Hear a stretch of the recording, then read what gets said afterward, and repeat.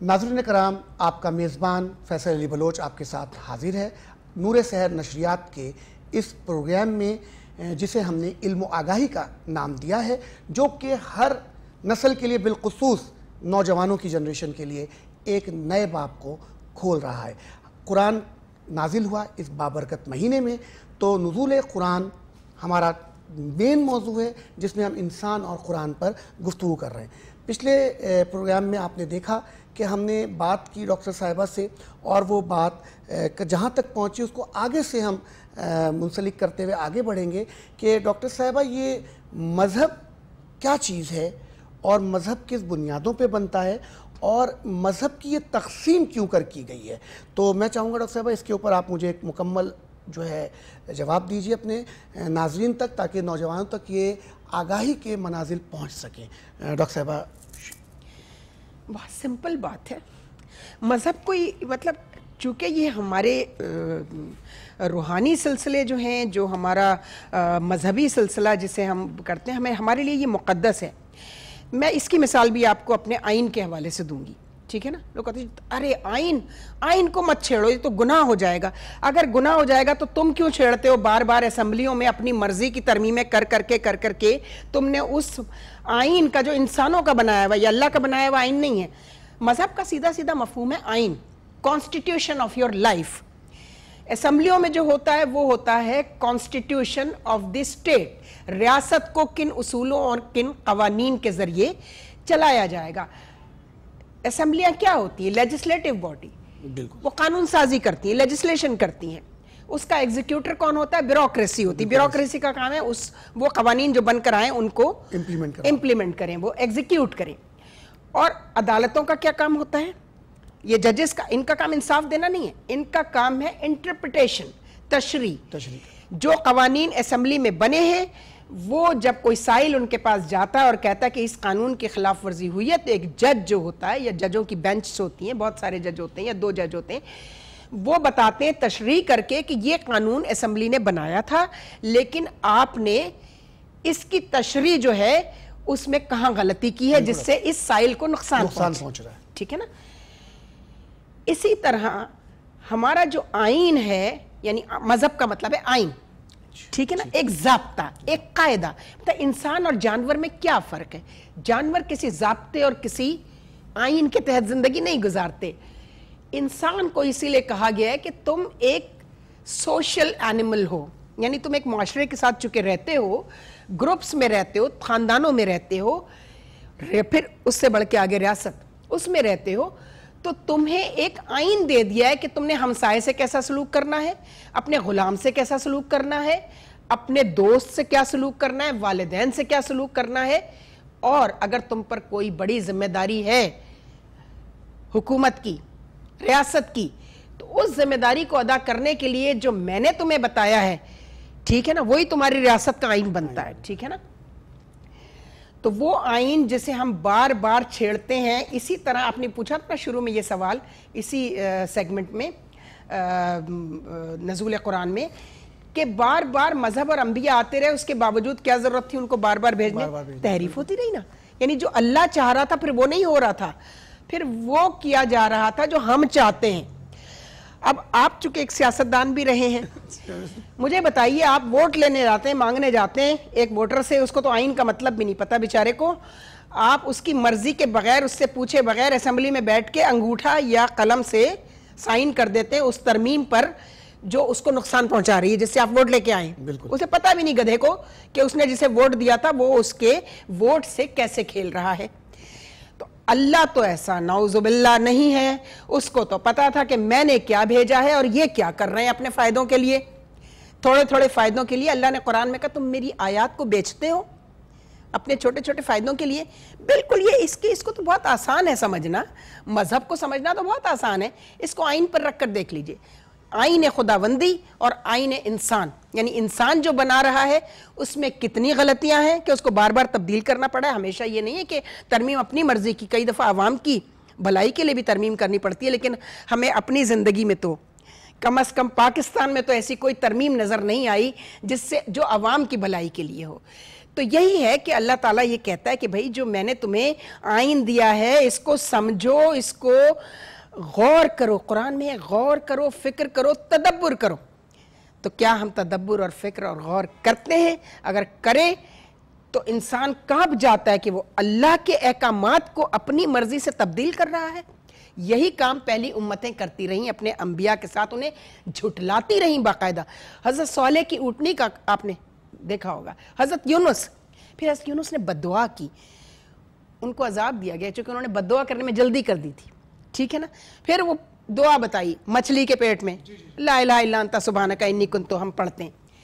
اللہ جو ہے وہ عادل ہے، وہ اپنے بندوں کو تکلیف میں بھی نہیں دیکھ سکتا. اگر نبی کو نہیں دیکھ سکا تو بندوں کو بھی نہیں دیکھ سکتا. اس لیے بندوں کو کہا ہے کہ دعا کرو مجھ سے کہ تمہاری غلطیاں جو ہیں ان کو میں معاف کروں اور تمہیں راستہ دکھاؤں. اچھا ناظرین کرام، ڈاکٹر نسرین صاحبہ میرے ساتھ جو موجود ہیں اور آپ سب کو آگاہی اس وقت دے رہی تھیں اور بتا رہی تھیں کہ مذہب جو ہے بیسیکلی یہ ایک ضابطہ ہے، یعنی جو ہمارا دین ہے وہ ہمیں یہ بتا رہا ہے کہ ہمیں اپنی زندگی کو کن اصولوں پر گزارنا ہے اور اس پر کیسے عمل پیرا ہونا ہے. اور وہ کب ہوگا؟ جب ہم لازمی طور پر اس کے ہر حصے کو سمجھیں گے اور سمجھ کر اس پر تدبر کریں گے، تفکر کریں گے، ہماری فکر جاگے گی. اور فکر جاگے گی تو عقل شعور کو پکڑے گی، اور جب عقل شعور کی طرف بڑھے گی تو ہم یقینی طور پہ اس کے تابع ہو جائیں گے. میں ڈاکٹر صاحبہ سے یہاں یہ بات پوچھنا چاہوں گا، ڈاکٹر نسرین صاحبہ مجھے آپ یہ بتائیے کہ یہ جو ہمارے قرآن پاک کی جو پہلی آیت نازل ہوئی رسول کریم پر وہ اقرا باسم ربک الذی خلق تھی، لیکن جب ہم قرآن کا اسٹارٹ دیکھتے ہیں جو کتابی شکل میں ہمارے پاس ہے وہ سورہ فاتحہ ہے. ہم رب کا شکر، اس کی حمد و ثنا بیان کرتے ہوئے آگے کی طرف بڑھ رہے ہیں. تو یہ کیا تضاد کہلائے گا، اس کی جمع کہلائے گا؟ قرآن کو اس طرح جمع کیا گیا، یعنی اس سے ہم کس طریقے سے یعنی سوالات ہمارے نوجوان بچے سوالات کرتے ہیں اور یقیناً بہت سے لوگ ان کے سوالات کا جواب نہیں بھی دیتے اور بہت سے دے بھی دیتے ہیں، لیکن میں چاہوں گا کہ اس سوال کا جواب ہمارے اس پروگرام سے ان تک پہنچ سکے. تو مہربانی فرمائیے. آپ کا سوال بہت ہی عمدہ ہے یہ، اور اس سوال کو سمجھنا تو سب سے زیادہ ضروری ہے نزول قرآن کے حوالے سے. دیکھیے قرآن کا جو کمپائلیشن آرڈر ہے نا، ویسے تو اور کوئی تبدیلی ہو نہیں سکتی تھی، تو اللہ جانے کس بدنیتی سے یا سہون یا ڈیلیبریٹلی اس کے کمپائلیشن آرڈر کو تبدیل کیا گیا. یہ واحد کتاب ہے جو اقرا سے شروع ہوتی، یعنی پڑھ، وہی تدبر فکر کی جو ہم نے بات کی. اب آئیے سورہ فاتحہ سے کیوں شروع ہوتا ہے؟ پڑھ ٹھیک ہے، لیکن آپ خود ہی اپنے سوالوں میں پوچھ چکے ہیں کہ مفہوم کو سمجھنے میں دقت کیوں پیش آتی ہے. تو اللہ نے اسی لیے پہلے اس کے کئی نام ہیں. سورہ فاتحہ کا افتتاح، یہ افتتاح سے نکلا، یعنی شروع کہاں سے ہوتا ہے. تو شروع میں یہ پوری دعا ہے، بالکل ایسے. سورہ الحمد پوری دعا ہے اور نماز کی ہر رکعت کا جزو ہے، بالکل ضروری، کمپلسری ہے. یہ پڑھیں گے، اس کے بعد دوسری آیت پڑھیں گے. بالکل ایسے. کیوں ہے؟ اس کو بھی سوچنے کی ضرورت ہے. افتتاح کہاں سے کر رہا ہے اللہ تعالیٰ؟ کہ تعریفیں تو صرف میرے لیے، الحمد صرف تو ہے.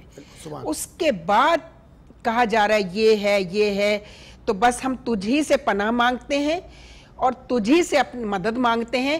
اس میں مدد مانگی جا رہی ہے کہ مجھے اپنی اس کتاب کو، اس کلام کو سمجھنے کی طاقت، شعور عطا فرما اور ہمت دے کہ میں اس کو اسی طرح سمجھ کے عمل کر سکوں جیسا کہ تو چاہتا ہے کہ میں سمجھ لوں. اس لیے آخر میں یہ بھی دعا ہے کہ ہمارا انجام ان میں سے ہو جو ہدایت، جن پہ تو نے اپنا انعام نازل کیا. ہمارا انجام ان کے ساتھ نہ ہو جن پر تو نے اپنا عذاب نازل کیا. تو جب انسان اس دعا سے شروع کرتا ہے تو وہ تو کتنا غفور الرحیم اور کتنا خوش ہونے والا ہے اس بات سے، تو وہ فوراً آپ کو ہدایت دیتا ہے کہ ہاں اب تو اس کو پڑھ، اس قرآن کو. تو نے چونکہ پہلے دعا کر لی ہے کہ تجھے میں اپنے کلام کو سمجھنے کی استطاعت، صلاحیت اور وہ ہمت عطا کروں کہ تو اس کو سمجھ کے اس پر عمل بھی کر سکے. ناظرین کرام، آپ نے دیکھا کہ ڈاکٹر صاحبہ نے بہت خوبصورت انداز میں یہ بات سمجھانے کی کوشش کی کہ تعریفیں تمام اس رب کی ہیں جو عالمین کا ہے. وہی ہدایت دے گا، وہی روز جزا کا بھی مالک وہی ہے جو ہمیں اس جزا کے دن جسے ہم قیامت کہتے ہیں، جب اس کے حضور ہم حاضر ہو جائیں گے تو وہ ہمیں جو اس نے ہدایت دی ہوگی اور اس راستے پہ چلایا ہوگا جس پر انعام تھا، اور نہ کہ اس راستے پر جس پر عذاب ہی عذاب ہے، جو ظالمین کا راستہ ہے، ان پر اس نے ہمیں یہ توفیق بخشی ہوگی۔ کب ہوگا؟ جب ہم تدبر کریں گے اس صورت کے بعد کی آیتوں پر جو ہدایت ہے مومنین کے لیے، متقین کے لیے جو ہدایت بنا دی گئی ہے۔ تو جب ہم ان چیزوں کو پڑھتے ہوئے آگے بڑھیں گے تو یقیناً ہماری زندگی اس مذہب کے تابع ہو جائے گی، اس دین کے تابع ہو جائے گی، اور ہم فلاح پانے والوں میں ہو جائیں گے۔ تو میں چاہوں گا کہ اس نور سحر کے اس ٹرانسمیشن کو ہم جاری رکھیں گے، اور اس کے اس سیگمنٹ علم و آگاہی کے نزول قرآن میں جو ہمارا ٹاپک تھا انسان اور قرآن، قرآن اور انسان، تو اس کو ہم جاری رکھیں گے، اور آخری پروگرام ہمارا اس سلسلے کا ہوگا جو کہ آپ آئندہ ملاحظہ فرمائیں گے۔ ہم چاہیں گے کہ آپ سب، اور خاص طور پہ میں پھر بار بار نوجوانوں کو خاص طور پہ مخاطب کر رہا ہوں کہ وہ ہمارے ساتھ بنے رہیں گا۔ بہت بہت شکریہ۔ السلام علیکم۔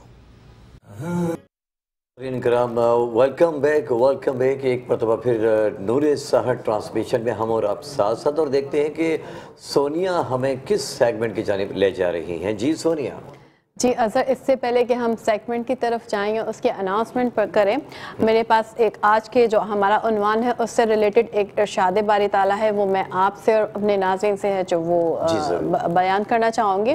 ارشاد باری تعالیٰ ہے، اللہ پاک قیامت کے دن ارشاد فرمائے گا کہ کوئی دوزخی دوزخ میں اور کوئی جنتی جنت میں داخل نہ ہوگا جب تک وہ حقوق العباد کا بدلہ ادا نہ کر سکے۔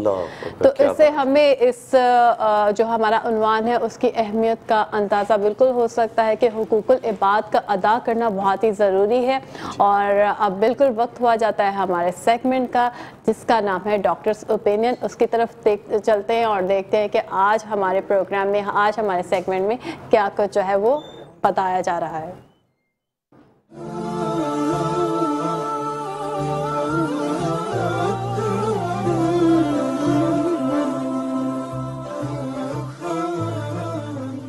السلام علیکم۔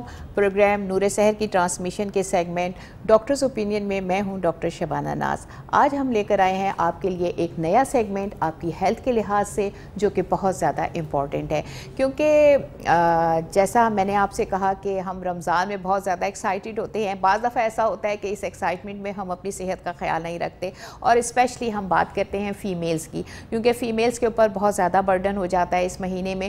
بہت ساری عورتیں ہیں جن کو بیچاروں کو کھانے کا بھی، صبح سحری، افطار، اس کے ساتھ بچے بھی سنبھالنا، اگر وہ آفس گوئنگ ہیں یا کوئی بھی کام کرتی ہیں تو ان کو اپنے کام کے لحاظ سے بھی بہت زیادہ اسٹریس ہوتا ہے۔ تو آج ہم جو بات کریں گے وہ ہم بات کریں گے عورتوں کے دردوں کے بارے میں، وہ درد جو عورتوں کو رمضان میں ایگریویٹ ہو جاتے ہیں، اسپیشلی گردن کا درد بہت زیادہ ہوتا ہے کیونکہ ہمارے پاس پیشنٹ کا ایکسپوجر ہوتا ہے۔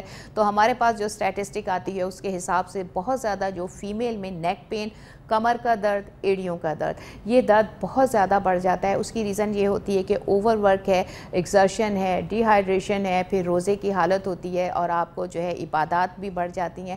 اچھا، رمضان میں ایک جو سب سے بڑا کام ہوتا ہے فیمیلز کا، میلز کا، سب کا ہی، ایک تو عبادت کا ٹائمنگز جو ہیں وہ بڑھ جاتے ہیں۔ قرآن پاک کا ختم کرتے ہیں میجورٹی آف کیسز میں، آپ نے دیکھا ہوگا نماز ہے، تراویح ہے، تو اس میں ہم زیادہ دیر جو ہے ہمارا پوسچر جو ہے وہ سب سے اہم ہے۔ اس میں ہم ایک ہی پوسچر میں اگر آپ دیکھیں کہ ہم قرآن پڑھتے ہیں، اگر ہم ایک پارہ بھی پڑھتے ہیں تو 1 گھنٹہ 45 منٹ تک ہم پارہ پڑھتے ہیں۔ نماز ہے، تراویح ہے، اس میں بھی ہم جاتے ہیں۔ تراویح اگر ہم دیکھیں تو 1 سے 2 گھنٹے کی تراویح ہے، پھر نمازیں ہیں۔ تو اس میں ہمیں اپنا پوسچر جو ہے وہ بہت امپورٹنٹ ہے، اس کو مینٹین رکھنا ہے، جو کہ ہم مینٹین نہیں کر پاتے۔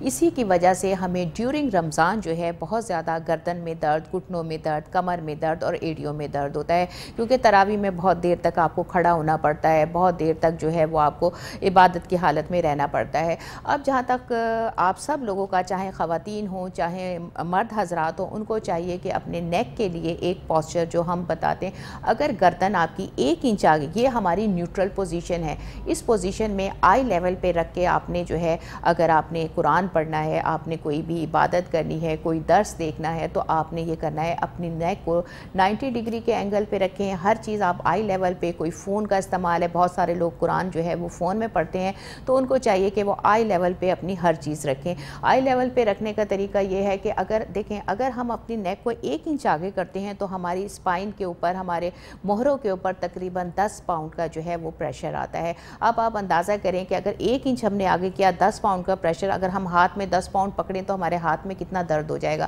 تو مستقل اس طرح رہنے کی وجہ سے 1 انچ آگے کرنے کی وجہ سے اسپائن جو ہے وہ پین میں آ جاتی ہے، گردن پین میں آ جاتی ہے، کمر پین میں آ جاتی ہے۔ عورتیں کافی دیر تک جو ہے کوکنگ کرتی ہیں وہ بھی اسی پوزیشن میں۔ تو آپ سب لوگوں کو یہ ہے کہ جو کوکنگ کرنے والی عورتیں ہیں وہ بھی اپنا جو ہے وہ آئی لیول پہ تھوڑا سا چولہے کی ہائٹ اونچی کر دیں۔ اور دوسری سب سے اہم چیز یہ ہے کہ جیسے اگر آپ عبادت بھی کرتے ہیں تو کوئی بھی چیز جو ہے وہ کنٹینیوسلی، اگر آپ بیٹھے ہیں تو 20 منٹ کے بعد آپ تھوڑی سی اپنی پوزیشن چینج کر لیں تاکہ آپ کے جوائنٹس کے اوپر سے پریشر کم ہو جائے۔ اگر آپ 15 منٹ 20 منٹ بیٹھے ہیں تو تھوڑا سا 1 قدم چلیں، 2 قدم چلیں، بیٹھے ہیں تو کھڑے ہو جائیں، کھڑے ہیں تو تھوڑی سی دیر کے لیے بیٹھ جائیں، لیٹے ہیں تو اچھا۔ اور ایک اور بہت اہم چیز کہ لیٹ کے جو ہے اکثر اوقات یہ ہوتا ہے کہ ہم موبائل کا استعمال کر رہے ہیں، ہم قرآن پڑھ رہے ہیں، ہم تسبیح پڑھ رہے ہیں، تو آپ نے لیٹ کر جو ہے کوئی بھی ایسا کام نہیں کرنا، نہ موبائل کا استعمال کرنا ہے، نہ لیپ ٹاپ کا استعمال کرنا ہے، نہ ٹی وی کا استعمال کرنا ہے۔ بیڈ روم میں صرف آپ نے سونے کے لیے جانا ہے۔ آپ نے جو بھی کام کرنا ہے، جو بھی عبادت کرنی ہے، سٹنگ پوزیشن میں کرنی ہے، آئی لیول پہ۔ اور سب سے بڑی بات یہ فیمیلز کے لیے کہ میں نے جیسے بتایا کہ کوئی بھی کام بیٹھے ہیں تو 20 منٹ سے زیادہ نہ بیٹھیں، کھڑے ہیں تو آپ نے کوکنگ بھی کر رہی ہیں تو آپ 15-20 منٹ کے بعد تھوڑا سا چل لیں یا تھوڑا سا کرسی رکھ کے بیٹھ جائیں، کھڑی ہو جائیں۔ تو یہ چھوٹی سی احتیاطیں جو ہیں وہ آپ لوگوں کے لیے بہت زیادہ اہم ہے۔ اور اس میں ایک ایسی چیز ہے کہ جیسے مرد حضرات ہیں، مرد حضرات بھی اگر باہر جاتے ہیں تو ان کو چاہیے، اسپیشلی موٹر سائیکل پہ بیٹھنے والے لوگوں کو کمر کا درد جو ہے وہ بہت زیادہ بڑھ جاتا ہے، تو ان کے لیے سب سے اہم چیز یہ ہے کہ ایک تو اگر وہ بائک پہ بیٹھتے ہیں سب سے ہیلمٹ کا استعمال کریں۔ بیک کے لیے اگر وہ بیک کیئر پہ بیک سپورٹ استعمال کرتے ہیں، لمبر بیلٹ آتی ہے جو کہ اسپیشلی بیک پہ ٹائی کی جاتی ہے جو کہ آپ کی بیک کو سپورٹ دیتی ہے، وہ کریں۔ اور موٹر سائیکل کے اوپر بہت سارے موٹر بائیکر جو ہیں وہ موٹر سائیکل پہ پیچھے ہو کے بیٹھتے ہیں، تو کوشش یہ کریں کہ موٹر سائیکل پہ بہت پیچھے ہو کے نہ بیٹھیں، تھوڑا سا آپ آگے کی طرف آئیں تاکہ آپ کی ایلبو تھوڑی سی بینڈ ہو۔ اگر آپ کی ایلبو بینڈ ہوگی تو آپ کی کمر اور نیک پہ پریشر کم پڑے گا، آپ کے ہاتھوں پہ پریشر کم پڑے گا۔ تو کوشش یہی کریں کہ آپ اس پوسچر میں موٹر سائیکل کو چلائیں تاکہ، کیونکہ رمضان میں ڈی ہائیڈریشن ہوئی ہوتی ہے اور ظاہر سی بات ہے ایگزرشن ہے، آپ کے سونے کا ٹائم بھی کم ہو جاتا ہے، عبادت کا ٹائم بڑھ جاتا ہے، تو باڈی جو ہے وہ ریسٹ مانگتی ہے۔ تو ریسٹ کے لیے یہ ہے کہ آپ اپنا پراپر ریسٹ کریں، ٹی وی کا استعمال کم کریں، موبائل پہ استعمال کم کریں اور جلدی سو جائیں تاکہ آپ اپنے سحری میں ٹائم پہ اٹھیں اور اپنے کاموں کو پراپر طریقے سے کرتے رہیں۔ اور دوسری چیز یہ ہے کہ اکثر لوگوں کو ایڑی کا درد جو ہے وہ بہت تنگ کرتا ہے، اس کو فرسٹ اسٹیپ پین بھی کہتے ہیں۔ جیسے آپ بستر سے اٹھے تو آپ کی ایڑی میں درد شروع ہو جاتا ہے، تو اس کے لیے اسپیشلی یہ پین جو ہے خواتین میں بہت زیادہ ہوتا ہے، اس کو ہم پلانٹر فیشائٹس بھی کہتے ہیں۔ اس کے لیے ضروری ہے عورتوں کو کہ اپنا ویٹ جو ہے، اب ہم ایک سیگمنٹ کریں گے جس میں ہم آپ سے ویٹ کے بارے میں بھی بات کریں گے، تو آپ نے کوشش یہ کرنی ہے شوز ایسے استعمال کریں جو کہ کمفرٹیبل ہوں اور ہائی آرچ سپورٹ کے ہوں۔ آئی ہوپ کہ آج کا سیگمنٹ آپ کے لیے کافی ہیلپ فل رہے گا، آپ کے دردوں کو کنٹرول کرنے کے لیے، آپ کی عبادتوں کو آسان کرنے کے لیے، اور میں امید یہی کرتی ہوں کہ آپ ہمیں، میٹرو ٹی وی کو اور ہماری نور سحر ٹرانسمیشن کی ٹیم کو یاد رکھیں گے دعاؤں میں، اور ہم سب کو دعاؤں کی بہت ضرورت ہے۔ آپ اس سیگمنٹ کو اور اس ایپیسوڈ کو لوگوں میں زیادہ سے زیادہ شیئر کریں تاکہ لوگ بھی اس سے فائدہ اٹھائیں۔ جزاک اللہ، تھینک یو ویری مچ۔ پھر ایک دفعہ آپ کو خوش آمدید کہتے ہیں اور چلتے ہیں اپنے مہمان کی طرف جو ہمارے ساتھ ہیں آج، فیصل علی بلوچ۔ جی فیصل، سب سے پہلے تو آپ کے پروگرام کی بہت زیادہ جو ہے وہ اچھا ہمیں فیڈ بیک موصول ہو رہا ہے، لوگوں کو بہت پسند آ رہا ہے، اس حوالے سے بھی تھوڑا سا آپ ہمارے ناظرین کو بتائیے۔ دیکھیں، اے وائی مارکیٹنگ اینڈ پروڈکشنز جو ہے اس نے میٹرو ون کے تعاون سے یہ پروگرام کیا، اور میٹرو ون کے ہم بہت شکر گزار ہیں کہ انہوں نے اس ٹرانسمیشن کا ہمیں موقع دیا، اور نور سحر سحری ٹرانسمیشن ہم نے کی، اور اس ٹرانسمیشن کو ہم جاری رکھے ہوئے۔ اس کا مین فوکس کہ ان پہلوؤں پر سے لوگوں کو آگاہی فراہم کرنا جو اب تک کسی بھی چینل پہ نہیں ہو سکی ہے، اور ہم چاہتے ہیں کہ میٹرو ون کو ہی یہ اعزاز حاصل ہو کہ کراچی کا یہ وہ واحد چینل ہے جس نے ہمیشہ عوام الناس تک اپنی خدمت پہنچ کی ہے، اور انہوں نے اس کے تمام مکمل اختیارات اس کانٹینٹ کے وہ اے وائی مارکیٹنگ اور مجھے तफरीफ़ किए हैं ताकि जो है मैं इसको लेकर के आगे बढ़ सकूं। तो लोगों की पसंदीदगी का हम शुक्रिया अदा करते हैं। मेट्रो वन पे भी फीडबैक हमें मुसलसल आ रहा है और हमारे AY मार्केटिंग का जो चैनल है AY HD TV जो चैनल हमारा YouTube पर है, उस पर भी मुकम्मल इसका जो है हमें फीडबैक इतना ज़बरदस्त मिल रहा है लोगों की जानिब से, जिसका मैं उनके तहे दिल से मशकूर हूँ। ख़ासतौर पे वो मेरा इल्म आगाही का जो प्रोग्राम हम लेकर चल रहे हैं उस पर भी, और फिर डॉक्टर्स ओपिनियन है, और फिर मुशीर साहब का जो मेंटल हेल्थ है जिसमें वो लोगों को नई नई उनकी उलझनों को सुलझाने के जो तरीके बता रहे हैं। तो अल्हम्दुलिल्लाह और उलमाए कराम की गुफ्तगू, फिर कदीरी साहब जैसी शख्सियात, तो हिबा हमारी बच्ची छोटी सी और माशाल्लाह इसकी आवाज़, और वो और कारी साहब की जो मुख्तलिफ़ अंदाज में इन्होंने क़िरात की और अज़ान पेश कर रहे हैं, और ये बहुत उम्दा। इसमें मैं डायरेक्टर साहब आसिफ कलाम साहब का भी बहुत ज़्यादा शुक्रगुज़ार हूँ कि वो बहुत मेहनत के साथ काम ले रहे हैं, और आप दोनों एंकर्स माशाल्लाह से जो है इस ट्रांसमिशन को लेकर तो लोगों को तो पसंद आएगी। और इस वक्त मैं ये समझ रहा हूँ टीम वर्क है और इसमें हर कोई अपना हिस्सा जो है वो अदा कर रहा है। हमें रेटिंग मिल रही है वो दूसरे चैनल से कहीं ज़्यादा है, जी और लोग इस तरफ आ रहे हैं और कि उनको एक नई कुछ चीज़ सीखने को और नई चीज़ सुनने को मिल रही है। तो उन सब का शुक्रिया है कि वो इसको समझ रहे हैं, और मैं सिर्फ ये चाहूँगा कि वो इसको अपनी ज़िंदगियों में भी शामिल कर लें। जी बिल्कुल। फैसल साहब, आपको ये आइडिया आया कैसे इस सेगमेंट के हवाले से थोड़ा सा बात कीजिए। कौन सा सेगमेंट, जो नूरे सहर नशरियात या नहीं जो आपका अपना सेगमेंट है? इल्म आगाही का जो सेगमेंट है, देखें हम कुरान को जब पढ़ते हैं या उसको जब तर्जुमा भी लेते हैं तो हम उसको सतही जहन से लेकर चलते हैं, जो एक आम मुसलमान का जहन होता है, और हम उसके ऊपर उलमा कराम भी सिर्फ आम मुसलमान के हवाले से बात कर रहे होते हैं। मुसलमान की एक सिफ्त आगे बढ़कर मोमिनीन की सिफ्त है, और मोमिनीन को उस कुरान की आयत के बातिन तक रसाई अल्लाह की तरफ से मिल जाती है। तो जब वो रसाई उस तक मिल जाती है तो उसका काम ये होता है कि उस बात को भी वो आगे तक पहुंचाए। अगर वो अपनी जिम्मेदारी पूरी नहीं करता तो वो कोताही पर आता है। तो हमने सोचा कि जो कुछ अल्लाह ताला हमें इल्म अता कर रहा है और जो कुछ हमें पता चल रहा है या जो पहलुओं पे से हमारी नज़र हो रही है और जो अल्लाह की तरफ से हमें अता हो रहा है, अता पर मबनी चीज़ें, तो हम उससे उस ख़ास तौर पे नौजवान नस्ल को बताएं कि जी इसके ये पहलू भी हैं। जैसे आज तक आपने तौरात के बारे में सुना है कि तौरात हज़रत मूसा अलैहिस्सलाम पर नाजिल होने वाली किताब है। मैं माज़रत के साथ उलमा कराम से ही माज़रत चाहूँगा, बिल्कुल ऐसी है, लेकिन तौरात के मायने हैं क़वानीन के, क़ानून के। अच्छा। तो कुरान पाक के अंदर वो आयात जिनमें क़वानीन मौजूद हैं उसे हम तौरात कहते हैं। जब अल किताब का लफ्ज़ इस्तेमाल होता है तो हम कहते हैं जी ये कुरान की ही बात हो रही है, बिल्कुल हो रही है, लेकिन अल किताब का मतलब है ख़ास लिखाई। अच्छा। कुरान का मतलब है पढ़ाई, फुरकान का मतलब है फ़र्क करने वाला, इंजील का मतलब है खुशखबरी।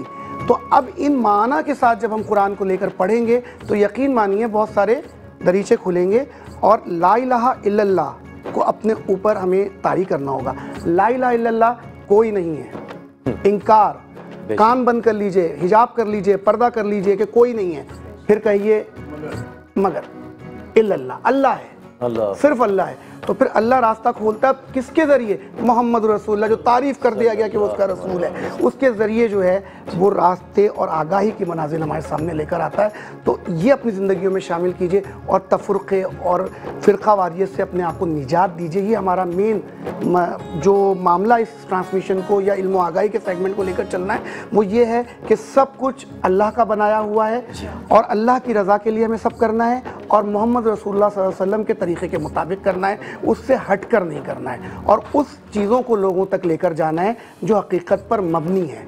तो ये इस ख्याल था कि इल्म आगाही को पेश करना। अच्छा फैसल अली बलोच साहब, एक बात और जहन में आती है आपके हवाले से कि माशाल्लाह आपकी ज़िंदगी बहुत मसरूफ़ है, मसरूफ़ तरीन शख्सियत में आप मुआशरे की शुमार किए जाते हैं, और लेकिन हम ये भी देखते हैं कि इल्म के किसी भी मौजू पर अगर हम आपसे कुछ जानना चाहते हैं तो बग़ैर किसी मुताले के आप उसके हवाले से बहुत ज़्यादा मालूमात हमें फ़राहम कर देते हैं। तो ये हुसूल इल्म के लिए वक्त कैसे निकालते हैं आप, और ये इल्म कहाँ से आता है? इसके लिए देखिए, सबसे पहले अल्लाह ताला ने फरमाया, बल्कि अल्लाह ताला फरमाया माज़रत के साथ रसूल पाक सल्लल्लाहु अलैहि वसल्लम ने फरमाया कि मैं इल्म का शहर और अली उसके दरवाज़े हैं। बेशक। और हज़रत अली की औलाद में हज़रत गौस पाक है और हज़रत पीरान पीर गौस आज़म दस्तगीर। बेशक। اور ان کی اولاد میں میرے سرکار حضرت محبوب ذات ہیں جن کا میں غلام ہوں.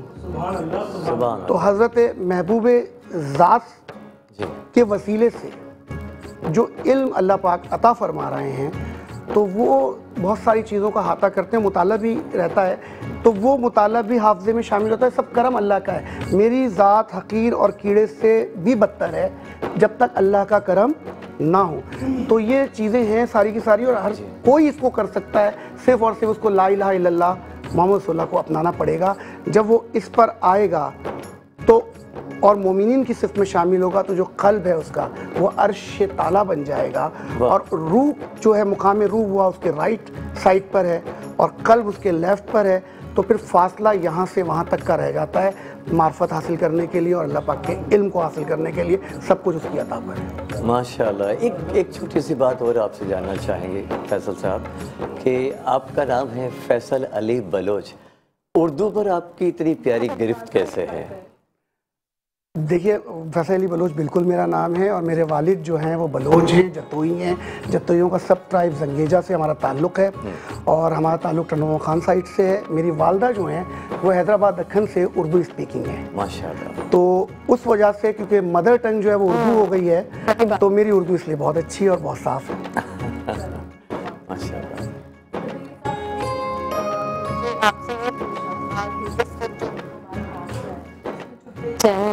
جو اضطراب ہے اس کی کیا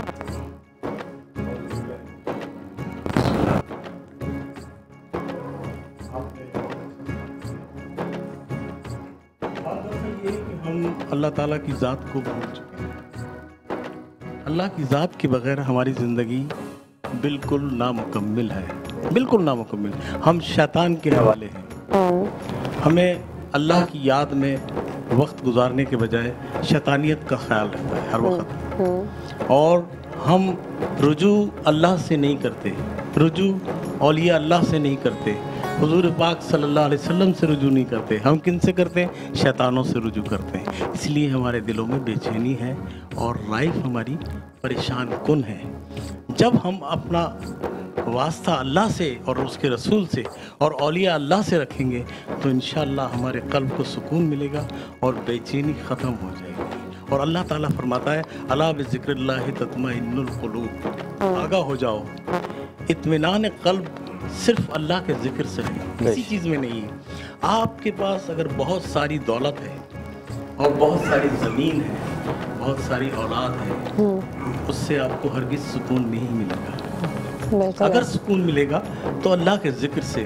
اچھا, دوسری بات یہ کہ رات کو ہم اپنا سیلف اکاؤنٹیبلٹی نہیں کرتے, بالکل صحیح یعنی بات ہے, اپنا احتساب نہیں کرتے. بہت ہی پیاری بات. سونے سے پہلے آپ اپنا احتساب کریں کہ آج دن میں آپ نے کیا کیا کیا ہے, کس کو خوش کیا ہے, کس کو ناخوش کیا ہے, اور آپ نے اپنا عمل جو کیا ہے کیا وہ ایسا ہے جس طرح کہ اللہ تعالیٰ نے فرمایا ہے. حضور پرنور احمد مجتبیٰ محمد مصطفیٰ صلی اللہ علیہ وسلم نے جو راستہ بتایا ہے ہم نے وہ اختیار کیا ہے کیا؟ ہمیں اپنا سیلف اکاؤنٹیبلٹی روزانہ کرنا چاہیے, اور رات کو اللہ سے مغفرت کی دعا کر کے سونا چاہیے.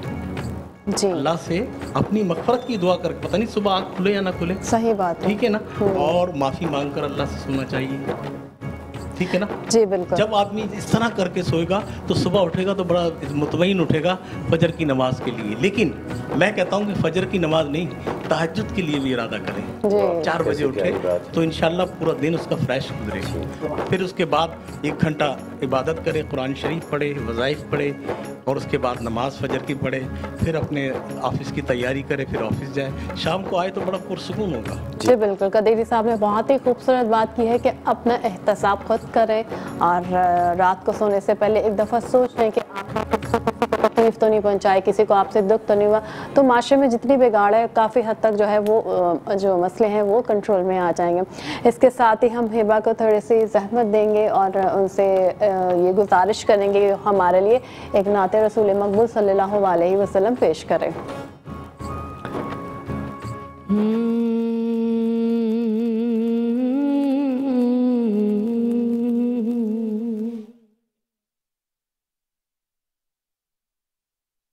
ताजदारे हरम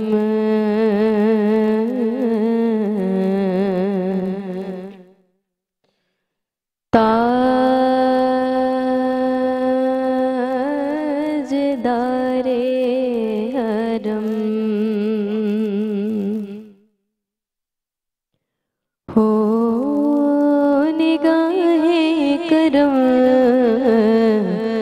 ताजदारे हरम ताजदारे हरम हो निगाहे करम हो करम ताजदारे हरम निगाहे करम ताजदारे हरम ताजदारे हरम हो निगाहे करम ताजदारे हरम हो निगाहे करम हम गरीबों के दिन भी सवर जाएंगे हामी ये बेकसा क्या कहेगा जाए जा हामी ये बेकसा क्या कहेगा जा आपके दर से खाली अगर जाएंगे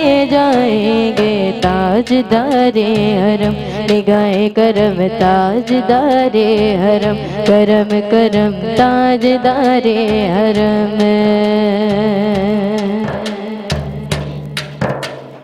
कोई अपना नहीं गम के मारे हम आका कोई अपना नहीं अपना नहीं कोई अपना नहीं अपना नहीं कोई अपना नहीं गम के मारे हम आपके दर पे फरियाद लाए हैं हम हो निगाहे करम हो निगाहे करम करम करम हो निगाहे करम वरना चौखट पे हो आपका नाम ले के मर जाएंगे जाएंगे ताजदारे हरम निगाहे करम ताजदारे हरम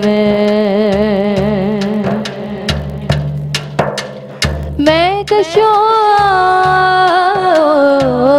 मदीने चले मैं कशो मदीने चले आओ मदीने चले आओ मदीने चले मिलकर मदीने चले हज के महीने चले आओ मदीने चले मदीने चले मैं कशो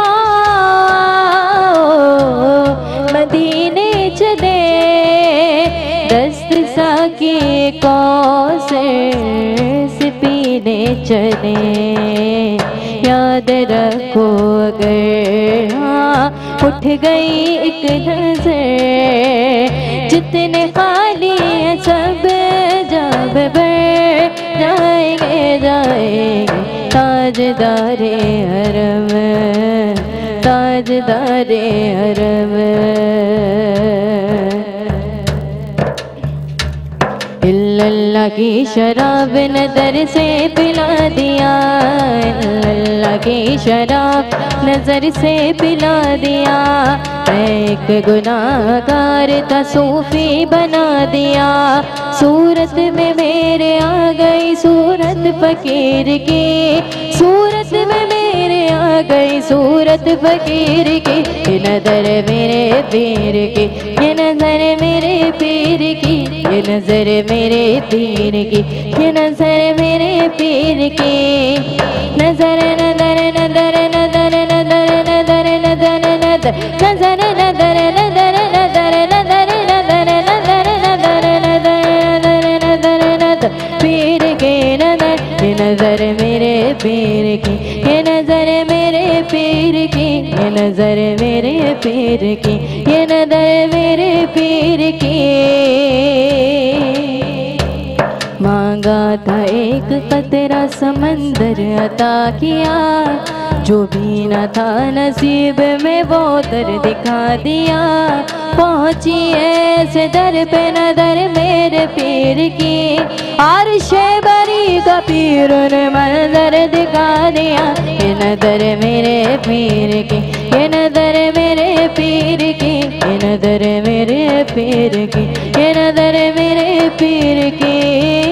नजर नजर नजर नजर नजर नजर नजर नजर नजर नजर नजर नजर नजर नजर नजर नजर नजर पीर की नजर, ये नजर मेरे पीर की, ये नजर मेरे पीर की, ये नजर मेरे पीर की, ये नजर मेरे पीर की, ये नजर मेरे पीर की, ये नजर मेरे पीर की, ये नजर मेरे पीर की, ये नजर पीर की नजर।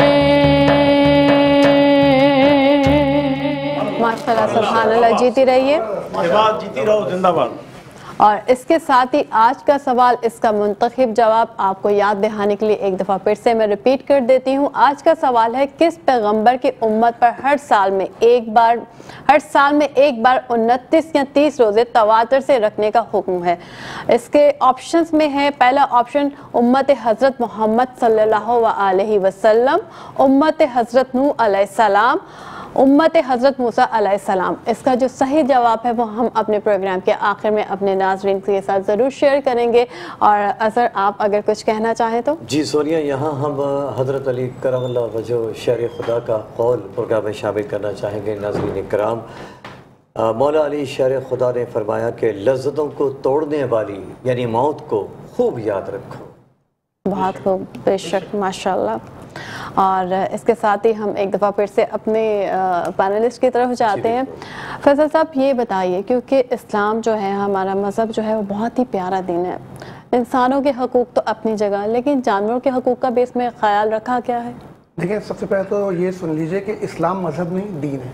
बिल्कुल, ठीक है, बिल्कुल। मज़हब में सिर्फ मजहबी रसूमात होती हैं या इबादत होती हैं जो अल्लाह के लिए खालिस हो, और दीन जो होता है वो पूरा मुकम्मल ज़ाब्ता हयात होता है। अब जब हम इस्लाम की बात कर रहे हैं, सलामती वाला दीन जो कि पूरा एक ज़ाब्ता हयात है, तो यकीनन जहाँ सलाह रहमी का जिक्र है कि रिश्तेदारों के साथ और किस तरह, तो वहाँ यकीनन जानवरों के साथ भी बहुत ही मोहब्बत का सलूक है। और लेकिन यहाँ बहुत से लोग ये समझते हैं कि हम जानवरों को कुर्बानी करते हैं और उसको खा जाते हैं, तो हमारे यहाँ ऐसा नहीं है। ये एक मजहबी फरीज़ा है और वो जानवर खुद इख्तियार करना चाहता है कि मैं अल्लाह की राह में कुर्बान हो जाऊँ और किसी के उसके हाथों कुर्बान हूँ जो अल्लाह की रज़ा के लिए मुझे कुर्बान करना चाहता है।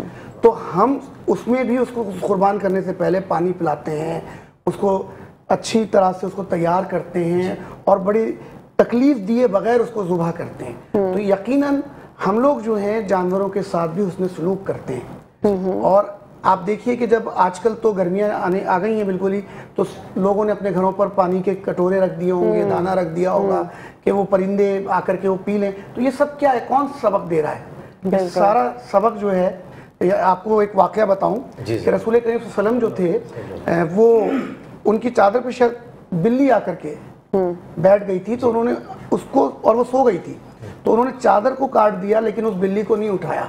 क्या तो आप सोचें क्या इतना बहुत ही प्यारी बात है, बहुत ही प्यारी बात। हमारा तो सलामती वाला दीन, और ये दीन जो है वो किस तरीके से हमें रोक सकता है। जी फैसल साहब, इस वक्त वक्त हुआ है हमारे पास ब्रेक का। नाज़रीन, वक्त हुआ है इस वक्त ब्रेक का। हमारे साथ रहिएगा, कहीं मत जाएगा अपने प्रोग्राम में जिसका नाम है नूरे सहर। बैक टू नूरे सहर। और इसके साथ ही मैं आज का जो सवाल है उसको दोहराती चलूँ, किस पैगंबर की उम्मत पर हर साल में एक बार 29 या 30 रोज़े तवातर से रखने का हुक्म आया है? और इसका दुरुस्त जवाब है हज़रत मोहम्मद सल्लल्लाहु अलैहि वसल्लम। जी सोनिया, इसके साथ ही नाज़रीन कराम, हम अपने मौजूद मेहमान गिरामी का उनकी तशरीफ़ आवर पर शुक्रिया अदा करते हैं और शुजात क़दरी साहब से नात सुनना चाहेंगे। या रसूल अल्लाह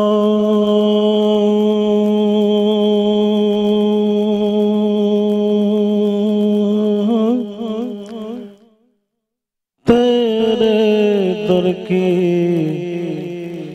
फजाओं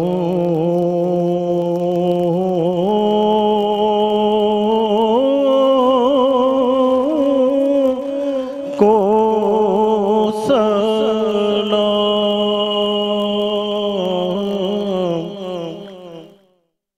गुंबदे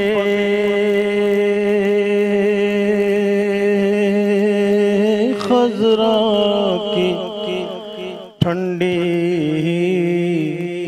ठंडी छाओं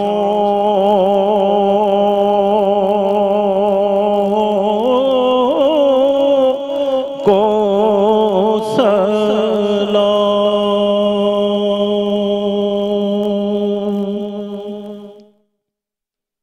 और जो मदीने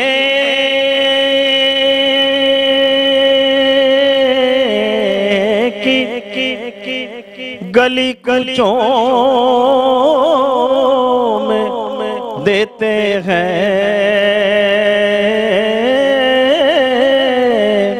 सदा,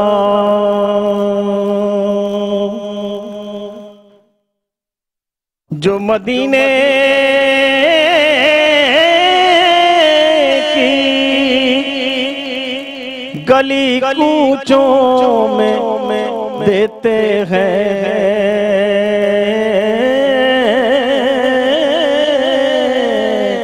सदा, ता क़यामत उन फकीरों उन गदाओं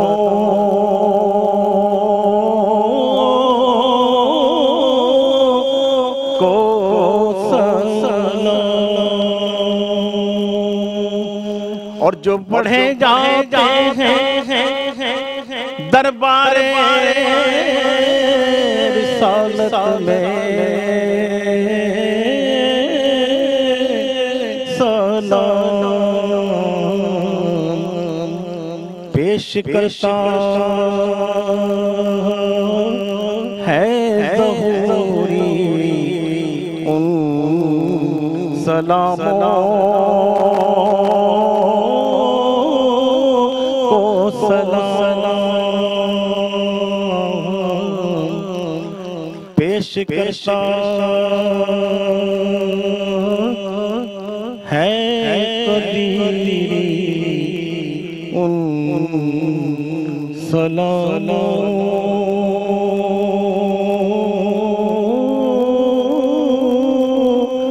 को